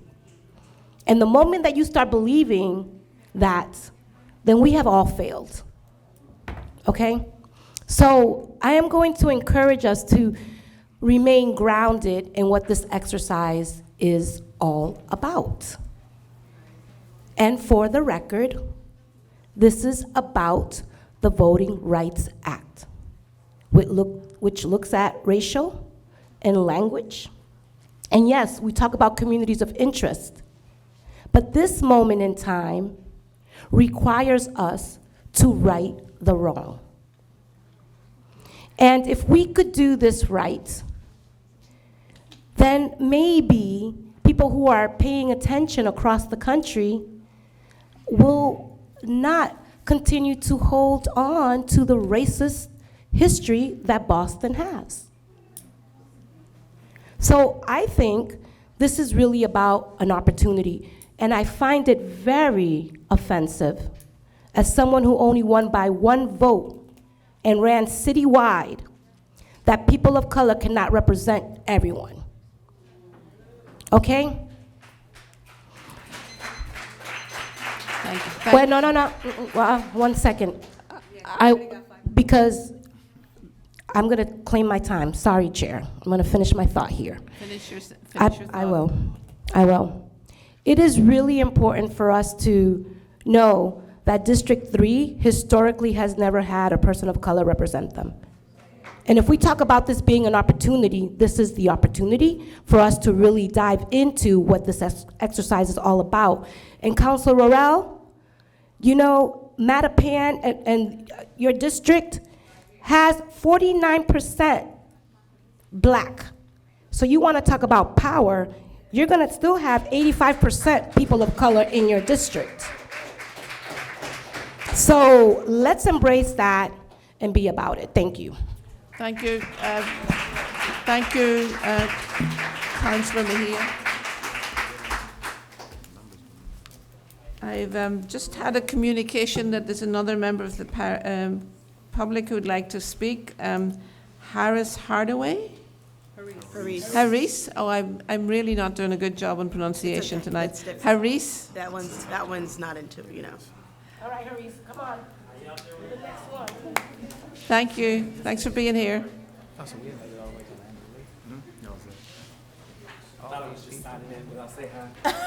No time like the president. You have the floor. Thank you very much. This is my first time speaking at a redistricting hearing. I learned about them in school. I've learned the civil rights behind them and our voters' rights. I live in 17-6, which is a part of District 4 right now. And so I know there's a unity plan. And hearing the name unity is a powerful statement because Boston hasn't always been unified. And so I'll say this, I love my district. And I understand how hard the people in District 4 has worked to come together. Every civic group, the business owners, and they deserve a chance to continue to do that holistically as District 4. And so I challenge all of us to make sure that if we're doing unity, that unity doesn't come at the cost of anybody else's voters' rights or civil rights or the ability to represent themselves in a district that is going to help them live their best life. I think that this council, this very powerful council, has the opportunity to make change in Boston that will affect us for the next 10, 20, 30 years. And we are in amazing growth as a people and a community. But I do think if we take a step back and look at things in a different perspective, we can still stay unified and keep District 4 unified as well. Thank you. Thank you, Harris. Councillor Arroyo, you have the floor. Thank you, Madam Chair. Thank you, everybody, for being here. The last time I was in this building was actually for my niece's graduation, and so it's been good to be back here for this. I'm incredibly proud of the community that came together to help create this map. I see many of those organizations represented here in this room, many of those constituents and folks from Boston here in this room, New England United for Justice, the NAACP, the Chinese Progressive Political Action Committee. I see Mi Gente in this room. I see the Mass Voter Table, the Drawing Democracy Coalition. I see a number, Reclaim Roxbury I saw in here as well. These folks are all members of this city. These are folks who are, frankly, by and large, not elected, not seeking elected office. What they are seeking is a city that is represented in the most diverse and inclusive way that we are able to do it. And the Voting Rights Act empowers us to try to create districts that do so. Many of you may or may not know that this is the second map that bears my name.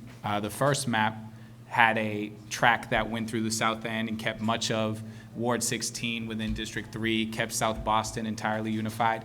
That map I think was a lesser map than the map that came from the community, and that's why I'm proud to have my name on this map with Councilor Braden. This map takes into account all of the different communities of interest throughout the city and does a much better job, in my opinion, of creating true opportunity districts. I want to address some of the things that I heard today specifically. One of those is I'm incredibly proud that the Unity map combines 16.3 and 16.1 in District 3 so that the Vietnamese community can be unified in District 3. I think that's incredibly important. I'm very proud of the fact that the Unity map unifies Chinatown with the South End community, where they have folks who have been pushed out of Chinatown due to gentrification, so that there's a unified voice there in the South End. Very proud of that as well. I'm very proud that we have heard that the parishes would like to stick together and that this map makes sure that they do so, albeit in District 4. And I want to be clear that District 4, which is a legacy black district, maintains the largest percentage of black population, and it's not close, in the city, maintains the lowest population that is white in the city by almost 10%. We're talking about an 85% person of color district in District 4. And it hurts my heart to hear counselors, former counselors, talk about that Ward 16 coming in there and talking about fearing for counselors because it perceives and creates and insinuates and implies that Ward 16 wouldn't vote for black counselors or wouldn't vote for people of color. I don't know what else there is to be afraid of in the context of that conversation, because these are our neighbors. These are good communities. These are folks who I've heard have come together time and time again. And to raise this harbinger that, oh, if you put Ward 16 into District 4, that's the end of black unity and black leadership. I just don't believe that of Ward 16. I don't believe that of our communities, and I think it does us a disservice when we talk about it in that way. And so I'm proud of this map. I'm proud of all of the types of connections we made. This map also strengthens Rosendale, makes Rosendale more whole than it's ever been. This map does a lot of good. There is no perfect map. I wish we could do that, but there just won't be a perfect map. I think this map is good. It advances black and Latino and people of color throughout this city. It creates opportunities, as is our charge, and it makes sure that we are lifting up all communities as best as we can in one map. And so I'm very proud of it, and I'm grateful to everybody here today for speaking. Thank you, Councillor Royal. Councillor Tanya Fernandez Anderson. You have the floor, Councillor. I was waiting for a podium. Good evening, everyone. My name is Tanya Fernandez Anderson, District 7 City Councilor. Thank you so much for being here. The redistricting process seems so contrived, doesn't it? And there's a lot of sort of mystical nuances to it. What exactly is happening in the back door? It's so political. It's becoming so racial. Wait, in fact, it is racial. It's the one thing that we can actually prioritize in this process. The thing is that we have so many representation here, and I just wanted to ask you some questions. How many of you here are Asian? Can you raise your hands, please? If you're Asian, raise your hand. I wait for the interpretation. Thank you. Sheshe. How many of you here are black? If you consider yourself black, raise your hand. Okay. How many of you here are white? Latinos? Mi gente? If you're black and African? If you're black and Jamaican? If you're black and Bayesian? If you're black and Dominican? If you're black and Puerto Rican? If you're Latino, but also black? If you're mulatto, if you're both? There are so many ethnicities and so many groups, but you know what happened historically is that when segregation happened, it was purposefully dividing all of these subcategories on purpose. So now that we used to say, keep us together. We need to be united so that we can have power. Segregation took place to a point where it pitted us black and black against each other. And now for the first time I'm hearing, oh, there's ethnicity to the privileged group. For the first time in this process, when it convenes the process, there's ethnicity and subcategories to the other side. How ironic. We cannot use that narrative to actually go against each other. That's not what this is about. It's not as political. They're using the same narrative against you so that you come here and say, oh, don't use your politics and all of this racial tension. Racial tension? Yeah, that's right. That's a good thing. Let's talk about it, because you know it's due time. And so if we're here and you're not used to it and you're uncomfortable, that is a good thing. Let's have those conversations and talk about how we create true equity across the board for everyone. It's just something that we're not used to. And now we have to include all of those categories. And as the beautiful, I don't want to misgender anyone, I'm so sorry. The president of Boston right here said, there is no better qualified than the disenfranchised person to represent you. There is no better qualified than the resilient, the one that's gone through the oppression to represent you. So as we move forward, if the black woman is okay, everybody is going to be okay. Thank you. Thank you, Councillor Fernandez-Anderson. Councillor Kenzie Bach.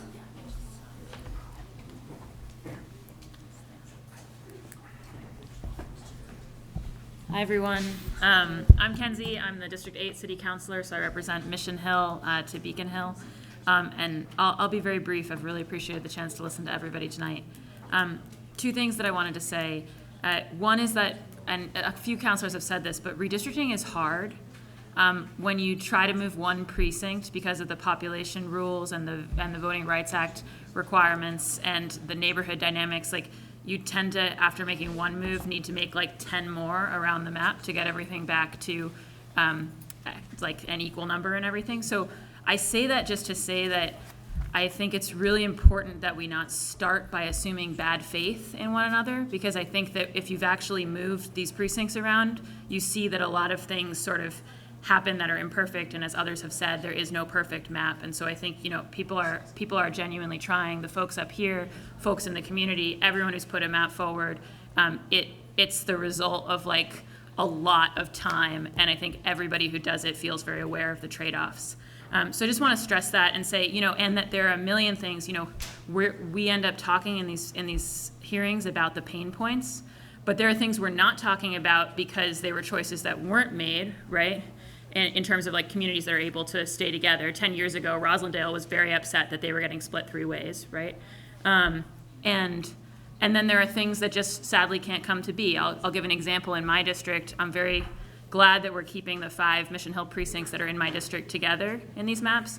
But ever since I became the councilor, I've had Mission Hill folks asking me if we could get Alice Taylor, which is also part of historic Mission Hill, into the Mission Hill district.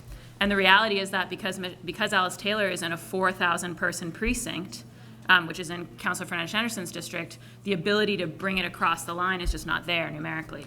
So I just give that as an example of something that we cannot do that would be great to do. And unfortunately, there are a million things like that in these maps. And if we had re-precincted the whole city, it would have helped this exercise, but we didn't.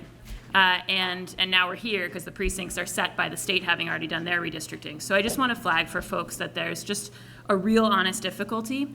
And so I think if we can start from recognizing that, it helps us all continue our sense of good faith with each other. The other thing I want to say is that the Voting Rights Act, as other folks have said, does take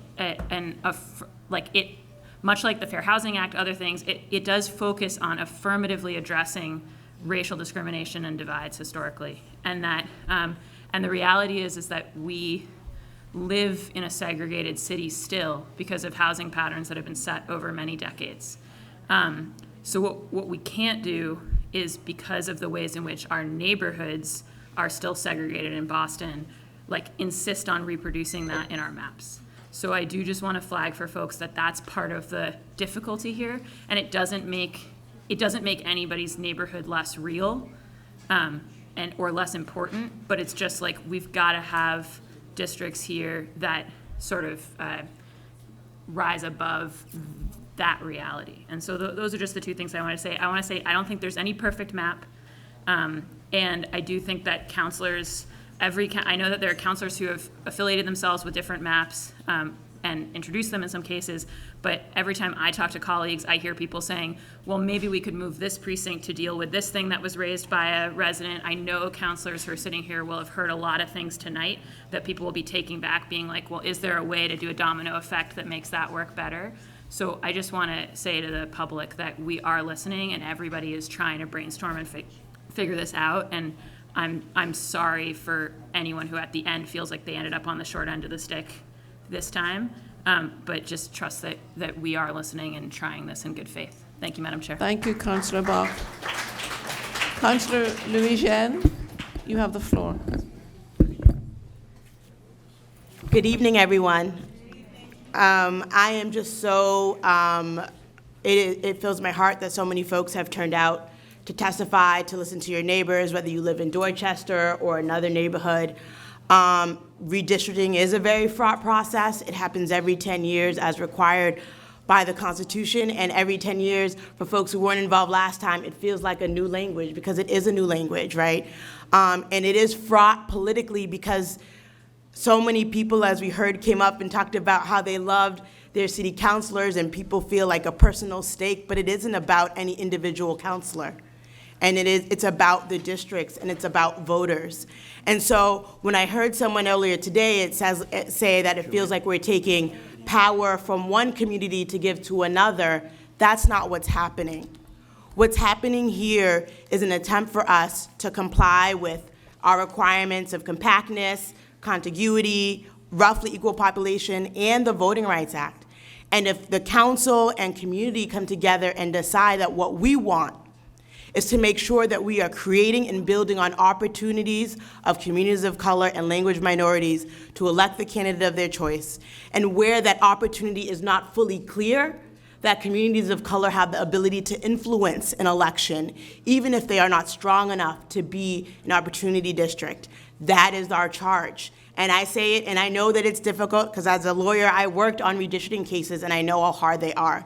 The reason why it often feels so political too is that because there is this personal interest of electeds who are also helping to draw districts. And so inherently there's a lot of tension, which is why a lot of states are trying to move to a process, and have moved to a process, where it's done by an independent commission that really looks like community, right? Because community should be at the center of this, and therefore it's less of a politically fraught process. And so I know how confusing this is as someone who worked on these cases. And so I am just incredibly proud and encouraged by the number of folks who come here and try to learn this new language and try to speak up for yourselves in community. When we look at a city like Boston, and we look at communities all around the country, communities of color, Black communities, we've been historically disenfranchised from the political process. And so I'm encouraged by the unity map that helps to build that power. When we look at our AAPI community, we're talking about both a community of color and a language minority. And so I'm encouraged by steps there. I'm encouraged by the strengthening of opportunity districts. And I'm encouraged by all of you for the comments that you give, because that will help inform our process. I also agree that there's not a perfect map, and that there's work that we can do. But I'm encouraged too that we can do this together. And this is probably, redistricting is the most political thing that we will do as a council and as a city. And so I'm sorry for those who are uncomfortable by this process, but it is the work that we're charged to do, and we'll get through it, and we'll be a stronger body for it. Thank you. Thank you. Thank you, Councillor Louis-Jean. Councillor Flaherty, you have the floor. Very good. Thank you, Madam Chair, and thank you all for taking the time to be here this evening. The bad news for everybody is no matter where you draw the lines, you're going to be stuck with me, right, as your at-large councilor. The good news is I love representing all of you, and it's an honor. Obviously, as the top vote getter citywide, doesn't matter what neighborhood you're in, what precinct you're in, what ward you're in, where you're from, how long you've been here, what color you are, what gender you are. I represent you. I work for you. And I appreciate and take that job very seriously. And I get back to you. And my reputation of being a hard worker and attentive to detail and showing up when it matters, and sometimes just showing up when it doesn't matter. And that's going to continue to be the case. We're guided, obviously, by the Voting Act. We're guided by contiguity. We're guided by compactness. We're guided by trying to the less amount of disruption to neighborhood and communities of interest. I'll issue this challenge once again to my colleagues and to the map authors. I'm asking them to get micro and to sharpen their pencils. We have one map that has 25 precincts changing districts. We have another map that has 18. We have another map that has 17. We have another map that has 10. There is another map I haven't seen. No one has confirmed what the number of precincts is. I'm asking to take another look at that map, dial in micro, and try to find the least amount of disruption from precincts and communities of interest moving around the map. I have experience because I was here and I've done redistricting in the past as a city council that's been here for 20 years. I understand the dynamic and the tension and the push and the pull that goes there. I know that some of our best work has been when colleagues get together and they get micro and they find out how they can work together and which precincts and which communities of interest they can keep together. I'm going to continue to charge that as someone that has a reputation as a consensus builder and as a bridge builder. I bring that to this discussion. We obviously have some working sessions. We've got probably, who knows, there could be additional maps get introduced. So there could be compromise maps. There could be compromise unity maps. But I will say this is that no matter where you draw the lines, whether it's District 4 or District 3 or District 2, having worked with those individual councilors, they will get reelected. They will get reelected because they take their job seriously. They work hard. They're honest. They're attentive to detail, and they're responsive to their constituents' needs, no matter where you draw the line. So I conclude with that if there's any attempt to sort of you want to box somebody out or you don't like this council or you like that council, that's really not what it's about. At the end of the day, my focus is one person, one vote. How do we get to, hopefully, how do we get to a unanimous decision, or at least a supermajority of the council, to support a map that makes sense for Boston, recognizing that this is not the Boston of 10 years ago, 20 years ago, 30 years ago. We're a very diverse city. We're a city that should be working together and pulling together to move our city forward. With that, Madam Chair, it's an honor and a privilege to be here as your citywide city councilor, and I'll continue to work with my colleagues to try to produce a map that makes the most sense for the residents of our city, all of our residents. Thank you all. Thank you. Thank you, Councillor Flaherty. I'll have the last word. I just want to thank you again for everyone for who's come out this evening. I want to give a special thank you to the Condon School and their staff and their... Oh, sorry. Sorry, I'm getting confused in what school It's I'm okay, in. she's from Brighton. She's from Brighton, she don't know. She's from Brighton. It's all over. It's We're okay, the Liz. cash, yes. Exactly. Beg your pardon. I'm a little disoriented here. The cash school, the custodians and all the staff. Hold on a second, folks. I want to also thank central staff, Shane, Ryan and Candace, for all their efforts here.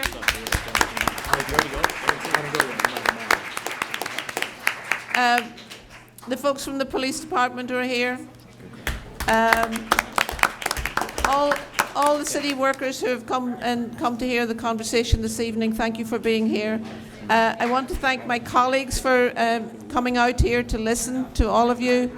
This process is still ongoing. And Can we thank Chantel? Chantel's here from the mayor's office. She's right in the back. Chantal. Chantal. And also to thank all of our staffs from all the city council offices. This is an intense process and everyone is working very hard, so thank you all. Have a good evening. This meeting is adjourned.